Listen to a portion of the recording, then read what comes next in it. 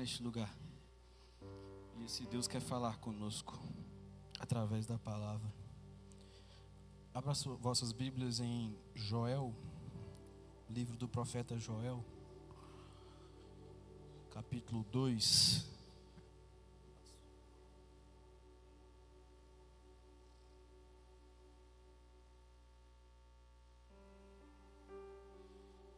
Livro do profeta Joel, capítulo 2, versículo 12 ao 17. E depois o 28 e 29. 12 ao 17.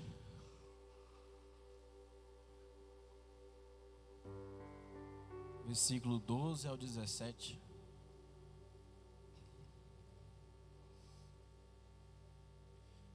Ainda assim, agora mesmo diz o Senhor: convertei-vos a mim de todo o vosso coração, e isso com jejuns, e com choro, e com pranto.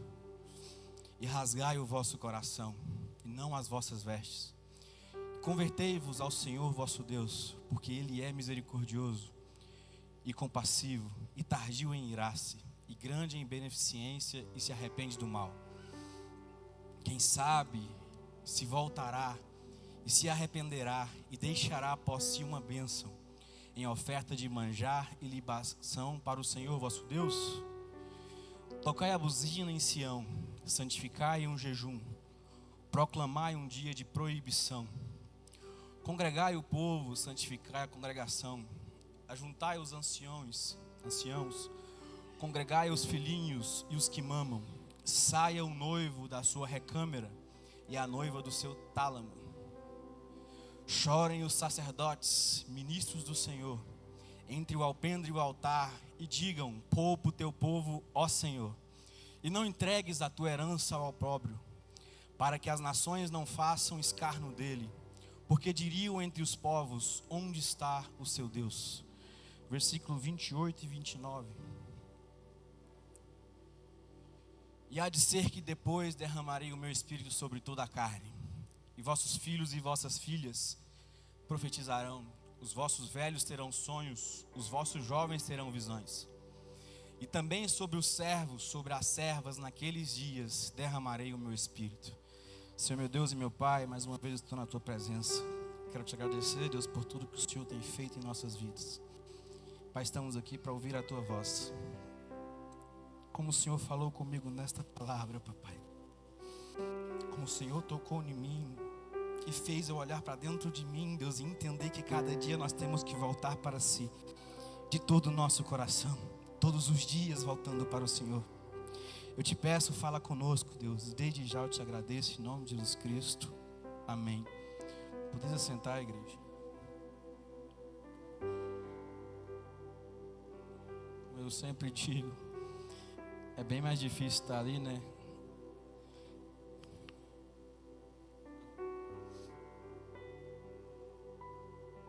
Tá aqui do que estar ali tocando. Tocando é mais fácil. Quero agradecer a irmã Rafaela por ter convidado. E o meu pastor pela confiança. Eu não poderia citar o meu pastor sem dizer para ele, que também é meu pai, feliz dia dos pais. Para o Senhor, que é um grande exemplo para nós. Feliz dia dos pais para o melhor pai do mundo. Que não só para nós, mas eu creio que é um grande exemplo para uma multidão de gente. Que tem o Senhor como espelho de homem, de pastor, e que um dia quer ser igual ao Senhor. E parabéns pelo seu dia, Pai.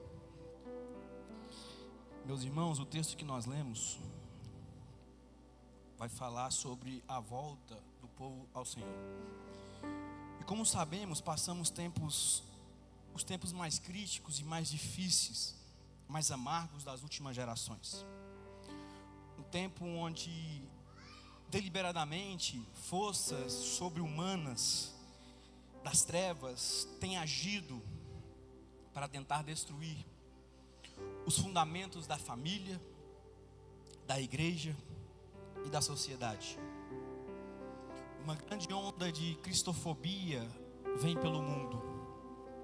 enquanto nós estamos aqui adorando o Senhor, muitas pessoas estão sendo privadas de adorar o Senhor em muitas nações. Muitas pessoas estão sendo massacradas e até mortas por adorar o Senhor. Mas ao longo da história a gente vai ver que o sangue derramado é sempre a sementeira do Evangelho. Mas não é sobre essa perseguição que eu quero falar.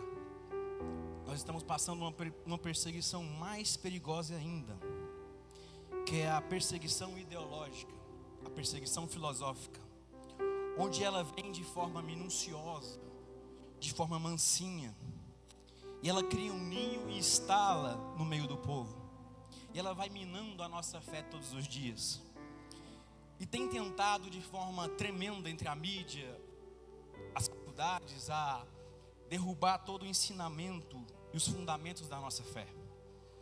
Essa onda que vimos hoje nas universidades, parlamentos e cortes, onde a gente vê que países que outrora eram protestantes estão se curvando ao liberalismo e ao sincretismo religioso. Os países estão de cócoras diante deles, dizendo: pode fazer o que quiser. Tempos assim, meu irmão, uma igreja tímida não permanece de pé. Tempos assim, uma igreja que é fraca, que não consegue se revestir, não consegue resistir a essa onda que tem se instalado no nosso meio. E eu digo e te afirmo que a maior necessidade dos nossos tempos, das nossas igrejas, é de um grande avivamento espiritual. Talvez a gente olhe para o cenário na Europa, onde a igreja parece estar coberta de cinzas, que não tem mais saída, onde na América grandes denominações históricas já se renderam ao liberalismo, onde vemos no Brasil muitas denominações se renderem ao liberalismo e outras ao sincretismo, onde uma onda de ateísmo tão grande tem crescido nos nossos dias atuais. Crentes, filhos de crentes vão para a faculdade e lá começam a estudar e começam a virar ateu, a não acreditar mais no nosso Deus. Eu te pergunto, diante de uma crise tão grande, de um cenário tão cinzento, como crer num avivamento? Como crer que Deus ainda vai avivar a sua igreja? Porque eu creio, como muitos também creem, que o último avivamento será da nossa geração. Mas ao longo da história, os grandes avivamentos nasceram dentro de um ventre de crise. Ou seja, a crise não é um impedimento para Deus agir. A crise é um caminho mediado por Deus para Ele agir. A crise é quando o homem olha e vê que não tem mais saída, não tem mais o que fazer. Aí Deus brada lá do céu e Ele abre um caminho no meio do mar. Deus abre um caminho no meio do deserto. Deus faz um caminho no meio da tempestade, te dizendo: a crise não vai te matar, e eu irei te levantar e te avivar mais uma vez. E qual a crise que o profeta Joel estava passando para propor um avivamento e uma volta profunda para Deus? Do texto que a gente acabou de ler, capítulo 1, versículo 4, vai nos dizer que o que o gafanhoto cortador deixou, o gafanhoto peregrino comeu. O que o gafanhoto peregrino deixou, o gafanhoto devastador comeu. O que o gafanhoto devastador deixou, o gafanhoto devorador comeu. A cultura daquela época, meus irmãos, era uma cultura agropastoril. Ou seja, ela era uma agricultura junto com a pecuária. E este versículo vai nos dizer que os gafanhotos entraram, vieram e destruíram toda a plantação daquele povo. Gafanhoto é um inseto que, onde ele vê um pomar, ele passa e deixa um deserto. Gafanhoto é um inseto que, ao mesmo tempo que ele come, ele defeca e estraga aquele local. A gente vê então que 4 bandos de gafanhoto passaram por aquele local e deixaram tamanho devastação, e acabou com a cultura daquele povo.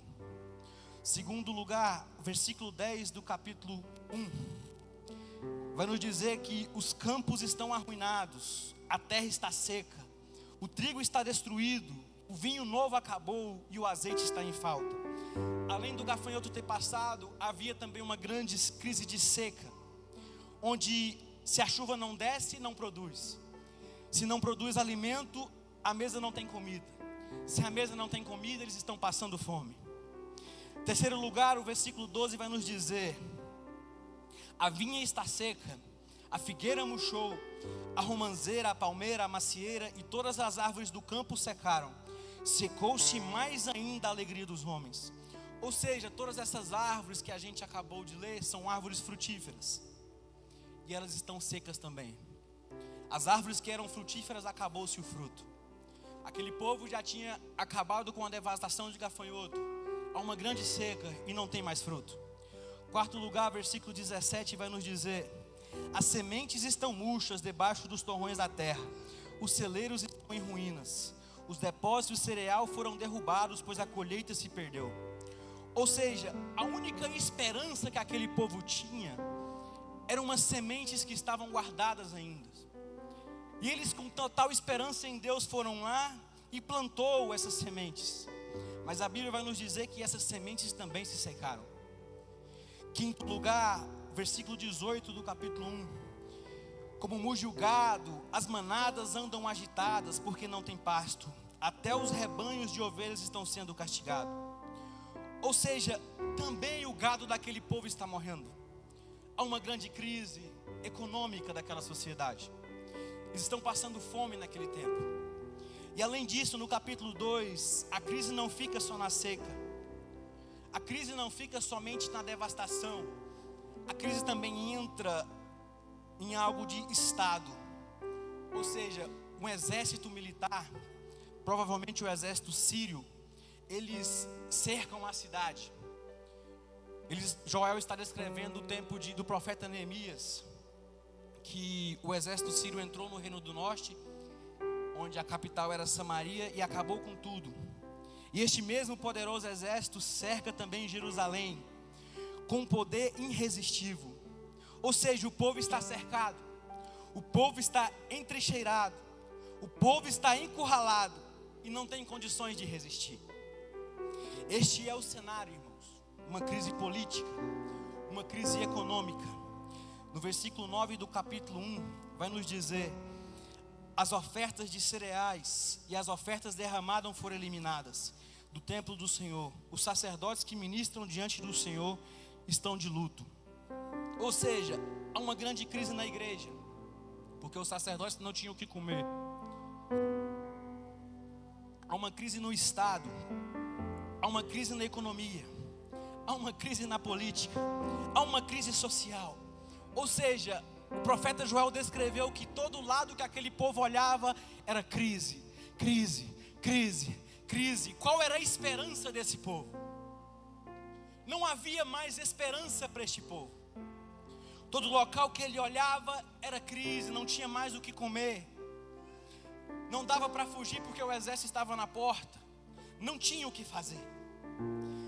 Eu te pergunto, irmão, quando a gente não tem o que fazer, quando a gente olha a porta está fechada, quando a gente olha o celeiro está acabando a comida, o que fazer nessas horas de crise?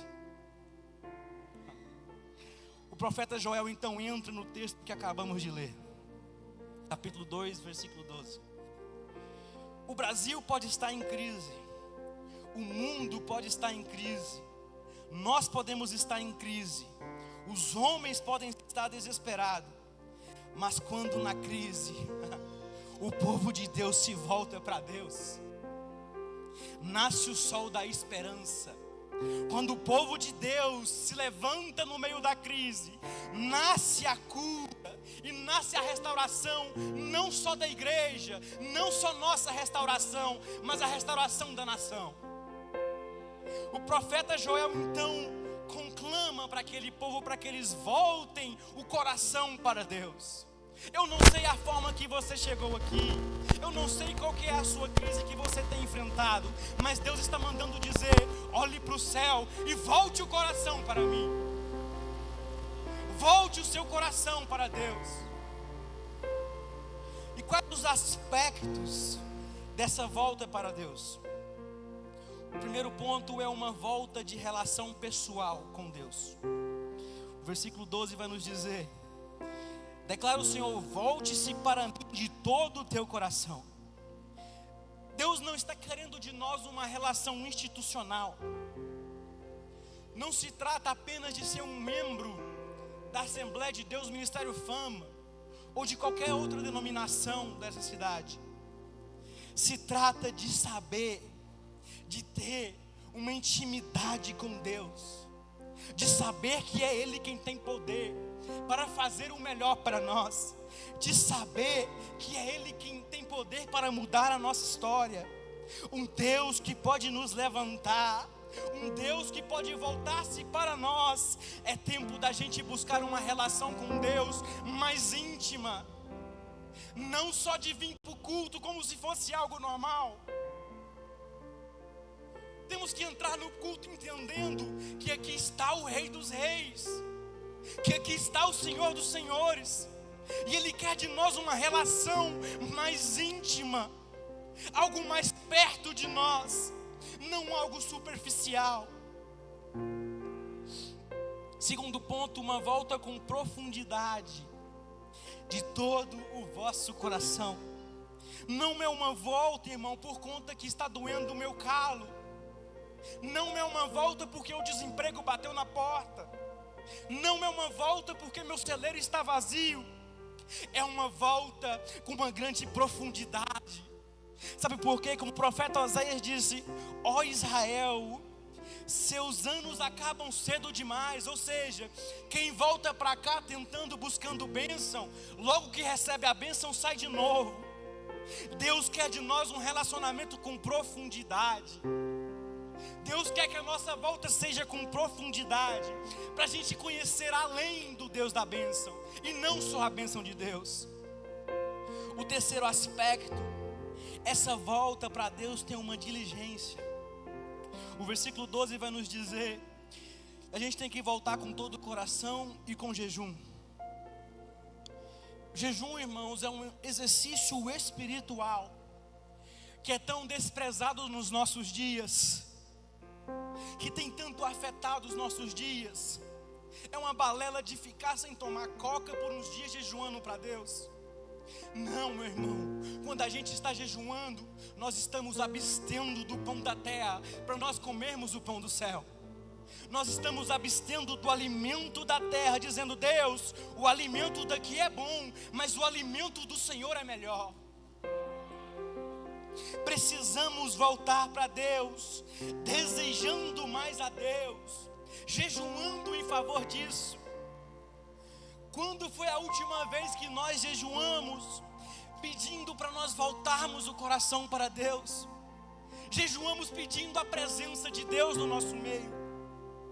Quarto aspecto, essa volta precisa ter um quebrantamento. O versículo 12 está dizendo: lamento e pranto. Às vezes a gente volta para cá, volta para Deus, mas a gente volta seco demais. Os nossos olhos voltam enxutos. Qual foi a última vez que choramos para voltar o coração para Deus? Qual a última vez que choramos como membros da igreja, em favor da nossa igreja? Qual a última vez que choramos em favor dos nossos pecados, como fez Pedro? Qual foi a última vez que choramos pelas nossas famílias, como foi Davi, quando chorou olhando a família sua perante os inimigos? Precisamos ter uma volta com Deus, uma volta com quebrantamento. Não adianta chegar aqui com o coração duro querendo voltar-se para Deus. Deus nos deseja uma volta com choro e com pranto, dizendo para Deus: Deus, eu te desejo, eu quero ter a tua volta com todo o meu coração. Quinto lugar, essa volta tem que ser com sinceridade. Versículo 13 vai nos dizer: rasguem o coração e não as vestes. Essa cerimônia de rasgar as vestes, irmãos, o povo de Israel sempre faziam isso quando eles estavam muito chocados com alguma coisa. Quando eles estavam atônitos ou recebiam uma notícia ruim, eles rasgavam as suas vestes. Mas isso foi se tornando algo tão comum que virou uma rasgação de veste com hipocrisia. E o profeta vai dizer: ei, rasgue o seu coração e não as suas vestes. Há uma espiritualidade tão hipócrita no nosso meio, tão mentirosa, apenas um teatro nosso aqui dentro. A gente precisa ter cuidado com o nosso coração, porque o nosso coração é enganoso. Não tem nada mais perigoso do que um coração enganoso, de fingir espiritualidade no meio do povo. Como foi Moisés ao descer do monte, o seu rosto brilhava, a Bíblia vai nos dizer. A Bíblia vai nos dizer que ele cobriu o seu rosto com veste, para que as pessoas, com véu, para as pessoas poderem falar com ele. E Paulo vai nos dizer que teve um dia que ele foi covarde, quando ele percebeu que o seu rosto não mais brilhava, quando ele percebeu que o seu rosto perdeu aquele brilho do Senhor, ele se escondeu atrás do véu, para dizer que ainda estava cheio da presença de Deus. A Bíblia diz que esse dia ele foi covarde. Ei, não adianta fingir perante Deus. Deus não quer uma oração bem feita com palavras bonitas, com uma voz trêmula para dizer que é cheio do Senhor. Deus quer um coração quebrantado e sincero perante Ele. Deus quer o nosso coração sincero perante Ele. Deus nos conhece, irmãos. Deus não importa se você sabe falar bem ou mal. Deus não importa se você sabe usar as palavras certas ou não. Deus quer um coração sincero, que tenha uma volta para Ele com sinceridade. Segundo ponto, a nossa natureza para Deus, a nossa volta para Deus, tem que ser com tremenda urgência. O versículo 12 vai nos dizer: ainda assim, agora mesmo. Se a gente prestar atenção na narrativa do capítulo 1 e 2, Joel vai dizer que há uma grande crise. E quando ele fala que Deus está pedindo para eles voltar para Ele, ele diz: ainda assim, agora mesmo. Ou seja, independente da crise, Deus quer que a nossa busca para Ele seja com urgência. Deus está dizendo: ainda que a crise lá fora está cheia, ainda que as coisas estão fora do seu controle, volte com urgência, volte com urgência. Ainda dá tempo de você voltar com urgência e voltar os seus valores para Deus. Essa volta precisa ser com urgência perante o Senhor, porque a Bíblia vai nos dizer: se o meu povo clamar pelo meu nome, se humilhar e orar e me buscar, se converter dos seus maus caminhos, então eu ouvirei dos céus, perdoarei os seus pecados e sararei a sua terra. Ou seja, clame ao Senhor com urgência. Em tempos de avivamento, Deus levanta a igreja com urgência. Precisamos levantar-se perante Deus com urgência. É tempo de voltarmos para Deus de todo o nosso coração. E não dá mais para ser aquele crente meio lá, meio cá. Não dá mais para ser aquele crente morno, não. A crise está aí. A crise filosófica está aí. A gente precisa voltar para Deus com urgência e sermos crentes firmes perante o Senhor. Terceiro lugar, o profeta Joel vai nos dizer, no versículo 13, que tem um motivo para essa volta. Qual que é o motivo para essa volta? Volte-se para o Senhor seu Deus, pois Ele é misericordioso e compassível, muito paciente e cheio do amor. E quantas vezes a gente chorou pelos nossos pecados? Às vezes as pessoas olham de baixo e perguntam: por que chorar pelos seus pecados? Por que, pastor, chorar pelos seus pecados? Irmão, quanto mais você está perto da luz, você vê que mais pecador nós somos. Quanto mais perto de Deus, mais pecador nós somos. Nós olhamos para dentro de nós e vemos o quão somos pecador. Mas não é vergonha a gente admitir que somos pecador, porque Deus é misericordioso, Deus é bondoso, Deus é tardio em irar-se, Deus é benigno, compassível.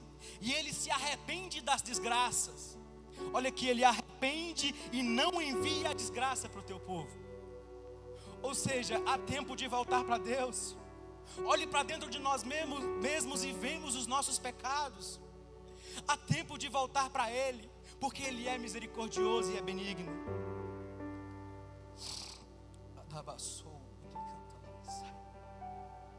Se caiu no meio do caminho, se afastou diante de Deus, não fuja da presença dEle, não se afaste da presença dEle, volte correndo para Ele, volte correndo para o seu Deus, porque Deus é especialista em levantar quem caiu, em perdoar quem caiu e encher de Espírito Santo quem caiu. Versículo 15: a trombeta é tocada dentro de Sião. Ou seja, os problemas da nossa vida, as crises da nossa vida não estão lá fora, estão aqui dentro. Ou seja, toca a trombeta aqui dentro. Somos nós que temos que fazer, somos nós que temos que levantar e fazer um concerto com Deus aqui dentro. Somos nós que precisamos voltar para Deus de todo o nosso coração. O mundo lá fora não conhece a Deus. O mundo lá fora quer farra, quer uso de drogas, quer fazer o que ele bem entender. Mas nós que conhecemos a Deus, nós precisamos levantar. Nós precisamos levantar aqui dentro, trocar a trombeta aqui dentro, para podermos proclamar um grande jejum e um dia de proibição total. Versículo 15, jejum. A Bíblia vai nos dizer que quem for jejuar, sempre jejuam em secreto. Mas há tempos e a necessidade de proclamar um grande jejum, como o profeta Joel está dizendo. Ele diz que os anciãos vão na frente, ou seja, os líderes sempre puxam a fila de jejum. Depois ele vai nos dizer filhinhos. A Bíblia vai nos dizer que filhinhos são jovens. Ou seja, os jovens também têm que se levantar em jejum. Irmão, se a gente for pensar hoje como é culto de jovens, é importante dizer isso. Os dois maiores avivamentos depois da reforma do século XVI começou com dois jovens. O avivamento do século XVIII na Inglaterra começou em uma universidade de Oxford. E esse avivamento levantou a igreja das cinzas que estava naquele local, restaurou a nação e tirou de uma crise medonha. Quando o jovem se levanta, quando a igreja se levanta, Deus faz acontecer. No século XX, no país de Gales, um país que estava denominado pela prostituição e jogatina, o avivamento começa com um adolescente chamado Evan Roberts. E ele começa então a pregar. E em 6 meses Deus salvou 100 mil pessoas. Os estádios de futebol estavam vazios e as igrejas estavam lotadas. Então, jovens e adolescentes, não pense que vocês são descartados na igreja, porque os grandes avivamentos da história começaram através das nossas vidas, os jovens e adolescentes. As crianças também têm que ir para a igreja. Há uma grande onda de escolinha, na hora do culto. Mas ele está dizendo que as crianças também, os que mamam, precisavam fazer esse jejum. Até os recém-casados, irmãos. Ele convidou todo o povo para poder voltar para o Senhor. Versículo 17. Os sacerdotes também, ou seja, os pastores, eles sempre carregam uma carga maior do que a nossa. Sempre sobre os ombros dos pastores vai uma carga maior do que a nossa. E a ordem é tão engraçada que vai dizer que eles vão chorar ao Senhor. E vão pedir para Deus: Deus, poupa o teu povo, ó Senhor. Ou seja, Deus, não deixe que a igreja passe vergonha. Eles estão clamando pela igreja, dizendo: Deus, não deixe que a igreja passe vergonha. E quando o povo se junta e clama, se volta para Deus de todo o coração, Ele age. Deus age, Deus faz a diferença. Versículo 18. Então o Senhor, esse então é uma mudança. Ou seja, os versículos passados do capítulo 1 e 2 foram de grande ruína. Mas no momento onde a igreja se levantou, no momento que todos se levantaram e voltaram-se para Deus, no momento de que todos voltou para Deus de todo o seu coração, olá, o Senhor terá zelo da sua terra e se compadecerá pelo seu povo. Versículo 19: o Senhor responderá e dirá ao seu povo: eis que vos envio o trigo e o mosto e o óleo, e deles serei fartos, e vos não entregarei mais ao pobre entre as nações. Ou seja, a grande seca acabou, a economia daquele povo voltou, a crise econômica acabou. Versículo 20: e aquele que é do norte farei partir para longe de vós, e lançá-lo-ei em uma terra seca e deserta. Ou seja, aquele povo, aquele exército que estava cercando Jerusalém, Deus manda eles baterem em retirada. Versículo 23: e vós, filhos de Sião, regozijai-vos e alegrai-vos no Senhor vosso Deus, porque Ele vos dará ensinador de justiça e fará descer a chuva. Ou seja, a chuva acabou, a temporã e a seródia no primeiro mês. Quando aquele povo se juntou, de todo o seu coração voltou-se para Deus, Deus fez isso para eles. É tempo da gente voltar para Deus de todo o nosso coração. É tempo da gente entender que não dá mais para ficar no meio termo, e precisamos voltar para Deus de todo o nosso coração. Em último lugar, meu irmão, preciso dizer, o maior problema da igreja, daquele povo, não era a seca, não era a falta de fruto, nem de gado, não era o exército que o cercava. O maior problema daquela igreja era a ausência de Deus. Paulo diz: se Deus é por nós, quem será contra nós? Podemos perder tudo, emprego, podemos perder os bens materiais, podemos perder saúde, mas a presença de Deus não pode faltar na nossa vida. Versículo 27 vai nos dizer: e vós sabereis que eu estou no meio de Israel, que eu sou o Senhor vosso Deus, e ninguém mais, e o meu povo não será envergonhado para sempre. Ou seja, a gente precisa buscar essa presença de Deus de todo o nosso coração. Versículo 28 e 29. Versículo 28: e depois disso derramarei o meu espírito sobre todos os povos. Os seus filhos e as suas filhas profetizarão. Os velhos terão sonhos e os jovens terão visões. Até sobre os servos e as servas derramarei o meu espírito naqueles dias. Depois disso, ou seja, depois que aquele povo voltou-se para Deus, Deus fez uma promessa para aquele povo. Depois que aquele povo voltou de todo o seu coração, Deus fez uma promessa para eles. E diziam para eles: vou derramar do meu espírito sobre todo mundo. A gente pode ver que não há uma barreira.